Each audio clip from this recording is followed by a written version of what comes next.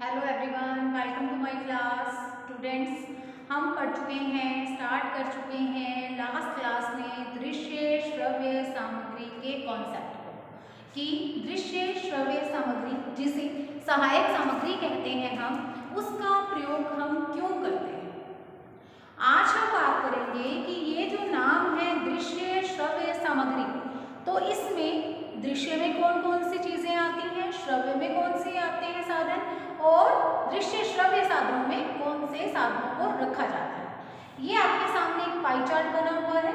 इस pie chart में आपको दिखाई दे रहा है, इधर दृश्य सामग्री है, ये श्रव्य सामग्री है और ये है दृश्य श्रव्य सामग्री। दृश्य सामग्री में मैंने नाम लिखे हैं शामपट्ट, वास्तविक पदार्थ या वास्तविक वस्तुएं, चित्र, रेखा चित्र, स्लाइड प्रोजेक्टर, चार्ट, प्रतिमूर्ति या जिसे हम कहते हैं मॉडल, मानचित्र, ग्लोब, फ्लैश कार्ड, समाचार पत्र या इसके अलावा पत्रिकाएं, मैगजीन्स, OHP ओवरहेड प्रोजेक्टर और प्रदर्शनी यानी एग्जीबिशन। इसके बाद श्रव्य सामग्री में नाम लिखे हैं radio, tape recorder, gramophone, lingua phone, walkie talkie. इसके बाद दृश्य श्रव्य सामग्री में देखिए दूरदर्शन, चलचित्र और कंप्यूटर का नाम लिखा है। ठीक है, तो आज हम इन साधनों के बारे में कि दृश्य साधन कौन से हैं, सामग्री कौन सी है, श्रव्य कौन सी है, दृश्य श्रव्य कौन सी है, इसके बारे में पढ़ने वाले हैं। एक एक करके हम इनके बारे में जानेंगे। तो चलिए स्टार्ट कीजिए। सबसे पहले है शामपट्ट। तो शामपट्ट ये आपके सामने मौजूद है, ब्लैक बोर्ड की बात हो रही है। ठीक है, शामपट्ट, यहाँ पे शाम का मतलब क्या है, काला। ठीक है, तो इसका मतलब क्या, शामपट्ट काला ही होना चाहिए। जिस शामपट्ट का रंग काला है उसे ही शामपट्ट कहना चाहिए। तो यहाँ पे तो इसका कलर ग्रीन है, तो इसका मतलब इसे तो शामपट्ट नहीं कहा जा सकता। हाँ, ये बात बिल्कुल सही है, इसे नहीं कहा जाना चाहिए। हम क्या नहीं कहा जाना चाहिए, शामपट्ट नहीं कहा जाना चाहिए, ब्लैक बोर्ड नहीं कहा जाना चाहिए। इसे क्या कहा जाना चाहिए, इसे ग्रीन बोर्ड कहा जाना चाहिए।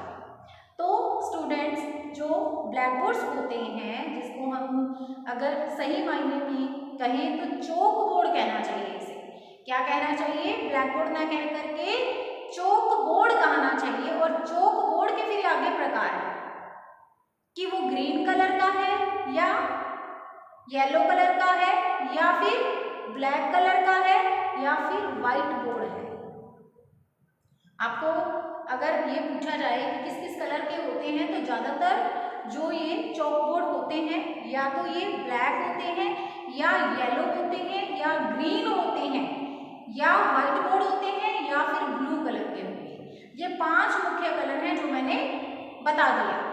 ठीक है, और ये जो चौक बोर्ड्स होते हैं उनमें सबसे अच्छा जो माना जाता है चौक बोर्ड, वो है ब्लैक कलर। ब्लैक कलर के बोर्ड पे क्या है कि जब हम व्हाइट चौक से लिखते हैं तो वो बिल्कुल साफ साफ दिखाई देता है। अब आप यहाँ पे देख रहे होंगे ग्रीन के ऊपर व्हाइट इतना ज़्यादा उसका उठाव नहीं आ रहा है जितना कि ब्लैक के ऊपर व्हाइट चौक से हम लिखते हैं तो वो दिखाई देता है।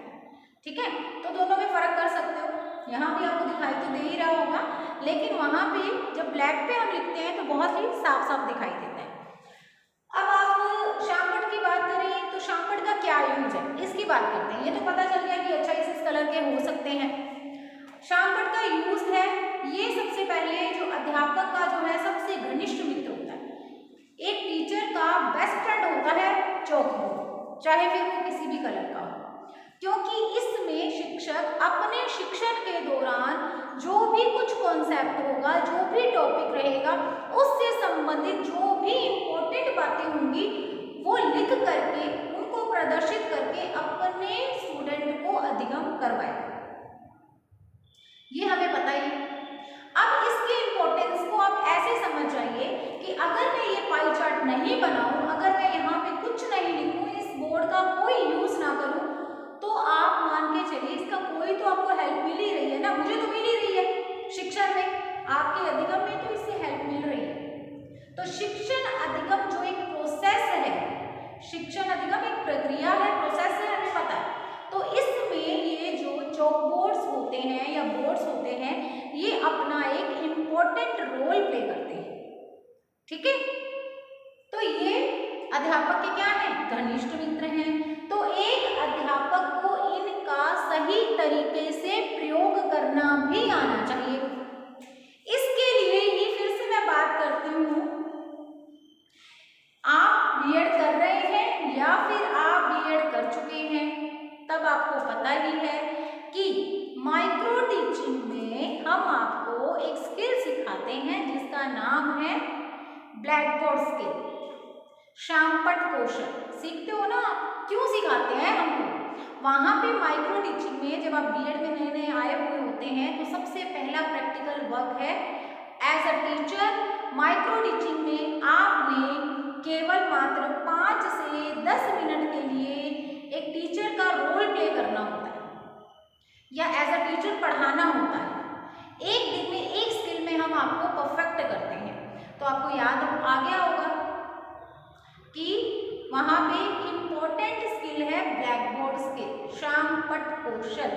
क्योंकि ये कहा जाता है कि एक टीचर को शामपट का, चॉक बोर्ड्स का अच्छे से यूज करना आना चाहिए और उसे अपने शिक्षण को प्रभावी और बोधगम्य बनाने के लिए फिर अपने इस घनिष्ठ मित्र चॉक बोर्ड का प्रयोग भी करना चाहिए। ठीक है, जैसे कि इम्पोर्टेंट पॉइंट्स को उस पर लिखना चाहिए। अगर कोई चीज़ चित्र जो है वो डायग्राम बना करके समझाने वाला है तो डायग्राम बनाने चाहिए, टॉपिक का नाम लिखना चाहिए, है ना। इस तरह से इसका अच्छे से अच्छा, ज़्यादा से ज़्यादा उपयोग करना चाहिए ब्लैक बोर्ड का। तो ये हमने जान लिया चॉक बोर्ड, या जिसे हम हमारी भाषा में शामपट ही कह देते हैं, लेकिन कहना नहीं चाहिए। मैंने शुरू में ही आपको बता दिया इसे चॉक बोर्ड कहा जाना चाहिए। लेकिन मैंने चूंकि यहाँ पे लिखा है शामपट, क्यों लिखा? क्योंकि मैंने जैसे कि बताया कि बोर्ड किसी भी कलर के हो सकते हैं, लेकिन उनमें जो बेस्ट होते हैं, बेस्ट कलर के जो चॉक बोर्ड्स माने जाते हैं वो होते हैं शाम रंग के, अर्थात ब्लैक बोर्ड, ब्लैक कलर के बोर्ड्स। ठीक है, चलो अब हम बात करते हैं दूसरे पॉइंट पे या दूसरी वस्तु पे, दूसरे साधन पर दृश्य सामग्री के अंतर्गत। वो है वास्तविक पदार्थ या वस्तुएं। वास्तविक पदार्थ या वस्तुएं क्या चीज है स्टूडेंट्स? आपने रियल ऑब्जेक्ट्स को क्लास में लेकर के जाना है, अगर आप उनको क्लास में ले जा सकते हो तो। अगर आपके टॉपिक से संबंधित कोई वस्तु है जिसे आप लेकर के जा सकते हैं, क्लास में दिखा सकते हैं बच्चे को, रियल ऑब्जेक्ट है कोई, तो आप उसको लेकर के जाइए। चलो उदाहरण देती हूँ आपको मैं कि किस तरह से आप रियल ऑब्जेक्ट के थ्रू भी बच्चों को शिक्षा करा सकते हैं। जैसे कि मान लीजिए आप बच्चे को साइंस पढ़ा रहे हैं, उसमें आप उसको पुष्प की संरचना पढ़ा रहे हैं, फूल की संरचना, स्ट्रक्चर ऑफ फ्लावर आप उसको पढ़ा रहे हैं। तब आप क्या कर सकते हैं, आप उसको किताब में से चित्र बना करके और इस तरह से सिखा रहे हैं ना, लेसन पढ़ा रहे हैं उसको, जो लेसन में डायग्राम दिया हुआ है उसमें समझा रहे हैं इसका ये वाला भाग है, ये वाला भाग है। मुझे लगता है कि प्रत्येक स्कूल में एक छोटा सा गार्डन तो होता ही है, पौधे तो होते ही हैं, तो फूल भी होते ही हैं। अब जब आपका टॉपिक है स्ट्रक्चर ऑफ फ्लावर, तो आप क्या करिए, फूल की संरचना पढ़ाना है आपने, तो आप फूल ले जाइए ना क्लास के अंदर। उस फूल के द्वारा आप उस फूल की संरचना, जो आपका टॉपिक है, उसको बहुत ही अच्छे से बता सकेंगे। आपके बच्चों को वो अच्छे से समझ में आ सकेगा टॉपिक। ये वास्तविक पदार्थ बहुत इंपॉर्टेंट रोल प्ले करते हैं। ठीक है, तो ऐसी वस्तुएं जिन्हें आप क्लास में लेकर के जा सकते हैं ना, या फिर वहां तक बच्चों को ले जाया जा सकता है, दोनों ही चीजें। ठीक है, दोनों ही चीजें हो सकती हैं। या तो आप क्लास में या विद्यालय में उसको ला सकें तो ला करके दिखा दो, आपका टॉपिक है, जो भी पढ़ाना है आपने, जिस भी सब्जेक्ट में पढ़ाना है। और अगर आप बच्चों को वहां तक लेके जा सकते हैं तो आप ऐसा भी कर सकते हैं। दोनों ही इसी कैटेगरी की सहायक सामग्री के प्रयोग में आएंगे। जैसे मान लीजिए आप बच्चे को नगर पालिका के बारे में पढ़ा रहे हैं, आपके टॉपिक जो लगा हुआ है, आपने जो बच्चों को आज पाठ पढ़ाना है, लेसन करवाना है, उसका नाम है नगर पालिका या ग्राम पंचायत या फिर जिला कलेक्टर, इसके बारे में, या जिला कलेक्ट्रेट के बारे में पढ़ाना है उसको। तो अब आप क्या करेंगे, आप बच्चों को वहां जा करके उसे दिखा दीजिए उस जगह को, जिससे कि बच्चे को अच्छे से समझ में आ जाए। आज आप बच्चे को ऐसे करवा रहे हैं इंग्लिश में रेलवे स्टेशन पर, ठीक है, रेलवे स्टेशन पर उसको ऐसे करवा रहे हैं या बस स्टैंड पर, तो आप क्या करें, उसको जाकर के बस स्टैंड या रेलवे स्टेशन पे ले जाएं, वो जाकर के देख ले, उसके बाद वो टॉपिक करा दें। तो यही तो है वास्तविक वस्तुएं, पदार्थ, स्थान, जहां हम बच्चे को उसका रियल में अनुभव करवा सकते हैं, व्यवहारिक रूप से उसे दिखा सकते हैं वो। अब इसके अलावा मैं आपको एक बताती हूँ चीजें। कई बार क्या है, बच्चों को इसको यूज नहीं करना आता, हम रियल ऑब्जेक्ट के लिए कहते हैं। तो एक स्टूडेंट ने क्या किया, उसने हिंदी में तुलसीदास के दोहों को पढ़ाना था, तो उसने क्या किया, तुलसी का पौधा लेके आ गया क्लास में।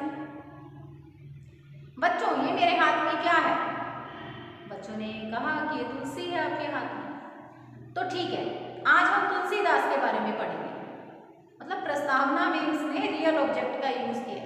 तो ऐसा नहीं करना है आपने कि ये क्या है, ये तुलसी है, तो ठीक है आज हम तुलसीदास के बारे में पढ़ेंगे। ये क्या था, क्या ये रियल ऑब्जेक्ट्स के प्रयोग में आएगा या सही प्रयोग में आएगा वास्तविक पदार्थों के, वस्तुओं के? नहीं, ये नहीं आएगा उसके अंदर।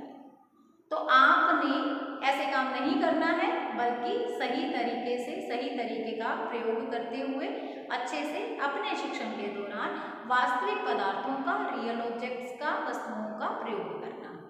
ठीक है, चलिए अब हम बढ़ते हैं हमारी तीसरी सामग्री की, जो है चित्र। चित्र क्या होते हैं, मुझे ये लगता है कि आपको ये अच्छे से पता है। चित्र, बहुत बार शिक्षक अपने विद्यार्थियों को जो वस्तुएं ले जा करके नहीं दिखा सकता, उनके चित्र बना करके दिखाता है। ठीक है, कोई चीज ऐसी है जिसको ले जा नहीं सकते, ले जा करके क्लास में बच्चों को नहीं दिखा सकते, तो उसके चित्र बना दिए जाते हैं। ब्लैक बोर्ड पर अध्यापक चित्र बनाता है, और कई बार तो ऐसे गेम्स भी खेली जाती है कि यहाँ पे ब्लैक बोर्ड पे एक चित्र बनाया जाएगा और आपको ये बताना है कि ये वस्तु कौन सी है। ठीक है, तो जो वस्तुएं ले जा करके बच्चों को नहीं क्लास में दिखाई जा सकती है, बच्चों को जहाँ तक नहीं लेके जाया जा सकता, तब आप क्या करते हैं, उनके चित्रों के माध्यम से आप बच्चे को उस वस्तु का ज्ञान कराते हैं। अब ये जो चित्र होने चाहिए, इसके अंतर्गत भी कुछ चीजों का ध्यान रखा जाता है। चित्र एक तो क्या है कि इनका आकार सही होना चाहिए। आकार सही होने का मतलब ये है कि वो ब्लैक बोर्ड पे बनाए गए हैं तो पीछे तक बच्चों को दिखाई देने चाहिए ना। ऐसा नहीं हो कि वो स्टार्टिंग के 2 बच्चों को बहुत ही छोटा बना दिया आपने, स्टार्टिंग के 2-3 बच्चों को दिखाई दे रहा, पीछे वाले ऐसे उछल के ऐसे ऐसे करके देख रहे हैं। या फिर हो सकता है कि आपकी क्लास में किसी बच्चे की आंखें कमजोर हो या दृष्टि उसकी ठीक नहीं हो, कमजोर दृष्टि का बालक हो, चश्मा वगैरह लगा हो, तो वो पीछे बैठा है तो उसको बिल्कुल ही नहीं दिखाई देगा। वैसे तो मैं बता दूं, एज अ टीचर आपने इस चीज़ का ध्यान रखना है कि जिन भी बच्चों की दृष्टि कमजोर है या चश्मा वगैरह लगा हुआ है, तो उनको आप हमेशा ही आगे बिठाएंगे। इस चीज़ का आपने ध्यान रखना है। ये ज्ञान होना चाहिए किसी भी एक अच्छे टीचर को। ठीक है, तो आप उन बच्चों को कक्षा में लास्ट में ना बिठा करके आगे बिठाएं, ताकि उनको कोई भी प्रॉब्लम ना आए ब्लैक बोर्ड पे देखने में। ठीक है, चलो इसके अलावा ये चित्रों का एक तो आकार सही होना चाहिए, एक इनमें स्पष्टता होनी जरूरी है। जो भी डायग्राम, जो भी चित्र आप बना रहे हैं, वो तो कम से कम समझ में तो आए ना, बच्चे को इस लगे कि तो सही कि उसके जैसा है। तो जो रियल ऑब्जेक्ट जिसका कि आप चित्र बना रहे हैं, उसका चित्र उस रियल ऑब्जेक्ट के साथ मैच होना चाहिए। ठीक है, डिफरेंस नहीं होना चाहिए उनके बीच में कुछ भी, बल्कि वो मैच होना चाहिए। उसके बाद ये तो होगी चित्रों की बात। अब देखिए नेक्स्ट बिंदु है रेखा चित्र। रेखाएं खींच करके बच्चों को समझाना। अब ये क्या है आपके सामने ये जो मैंने ये जो बनाया है 3 कैटेगरी की है, दृश्य सामग्री, श्रव्य सामग्री, दृश्य श्रव्य सामग्री। ये क्या है? ये रेखा चित्र ही बोलते हैं इसको, इंग्लिश में कहते हैं पाई चार्ट। क्या कहते हैं? Pie chart. और हिंदी में क्या बोलते हैं? रेखा चित्र। रेखा चित्र का मतलब क्या है? जब हम रेखाओं के माध्यम से किसी भी चीज का, किसी भी वस्तु का, किसी भी टॉपिक का वर्णन करते हैं तो उसे हम रेखा चित्र कहते हैं। रेखाओं के द्वारा एक चित्र बनाना, तो ये रेखाएं खींची हुई है। तो ये पाई चार्ट भी बहुत ही जरूरी है, अध्यापक को इन पाई चार्ट के माध्यम से भी शिक्षण कराना चाहिए।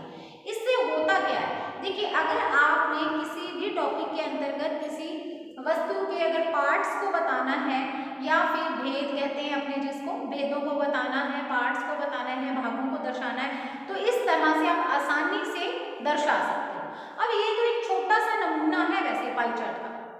पाई चार्ट आपको पता है बहुत सारे तरीकों से बनाए जा सकते हैं। किसी चीज के भाग करने हैं आपने तो आप एक ट्री बना सकते हो, या फिर क्या कर सकते हो, एक सर्कल के अंदर भी आप उसको दिखा सकते हो।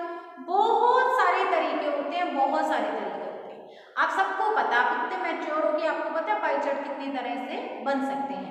तो रेखा चित्र भी हमारी किसी भी कॉन्सेप्ट को बच्चे को समझाने में, अधिगम कराने में, हमारे शिक्षण को प्रभावशाली और बोधगम्य बनाने में प्रयोग में लाए जा सकते हैं। ठीक है, चलिए इसके बाद आपके सामने है स्लाइड प्रोजेक्टर।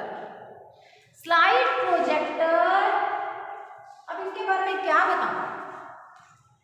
आज के टाइम में सबसे ज्यादा अगर टेक्निकल तरीके से स्टडी कराने की बात होती है ना, तो सबसे पहले नाम आता है प्रोजेक्टर के द्वारा पढ़ाना, स्लाइड्स के द्वारा पढ़ाना। इसमें क्या किया जाता है? इसमें प्रोजेक्टर पर हम बच्चों को जो भी टॉपिक पढ़ाना चाहते हैं उससे संबंधित स्लाइड्स तैयार की जाती हैं। स्लाइड्स मतलब पिक्चर्स। आपको जो भी पढ़ाना है आप उसकी प्रोजेक्टर के द्वारा प्रेजेंटेशन देंगे।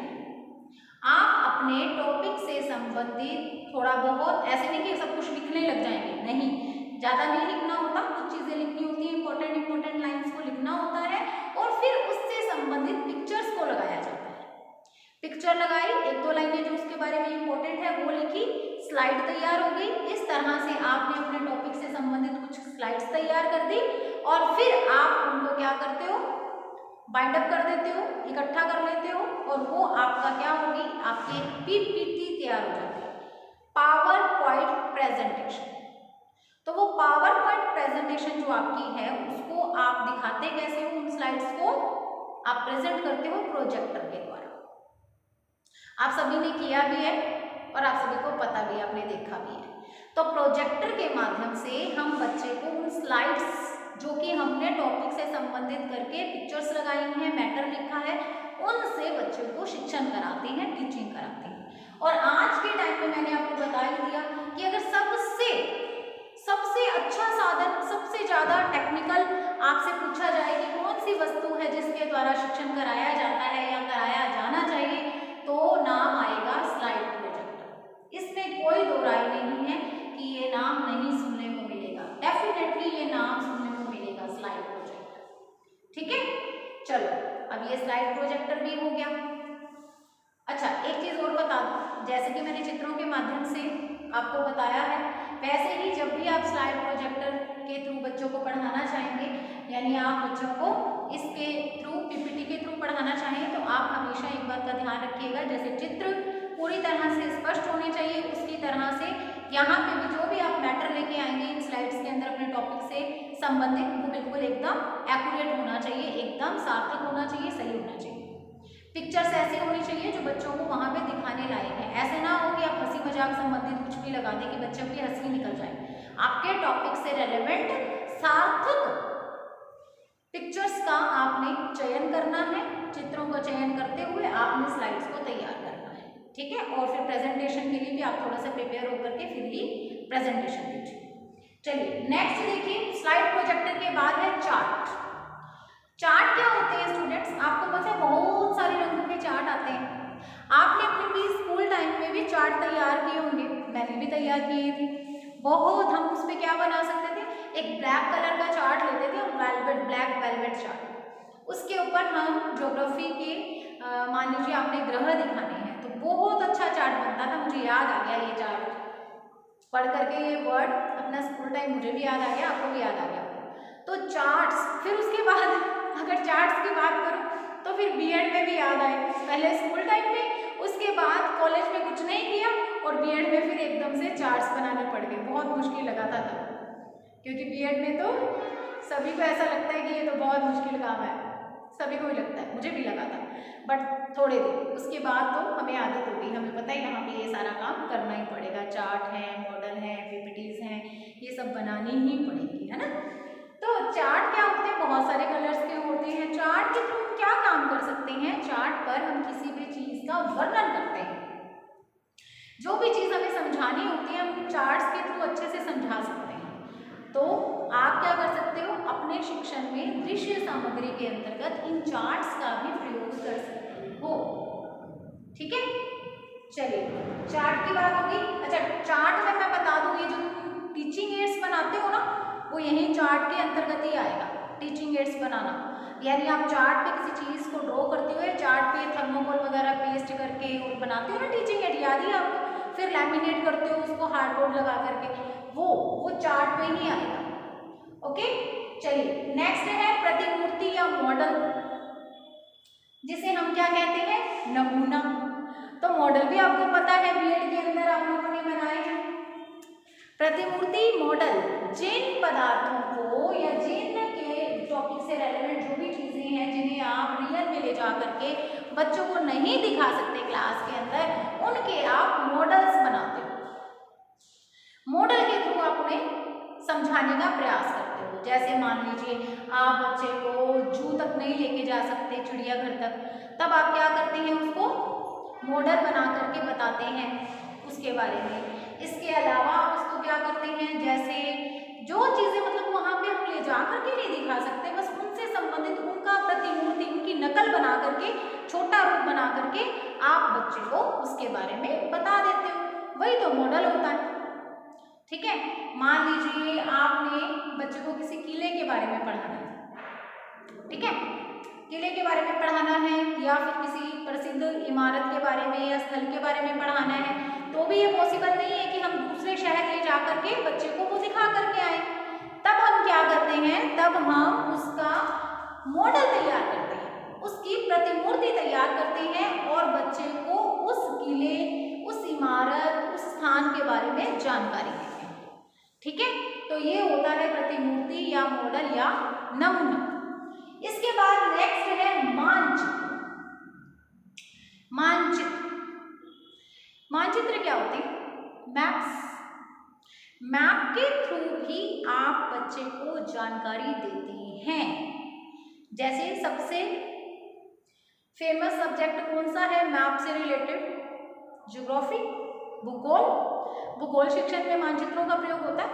और वैसे मैं आपसे बात करूं, केवल भूगोल में ही नहीं, बहुत सारे ऐसे आजकल तो क्या चलता है, सहसंबंध चलता है, आपको पता ही है।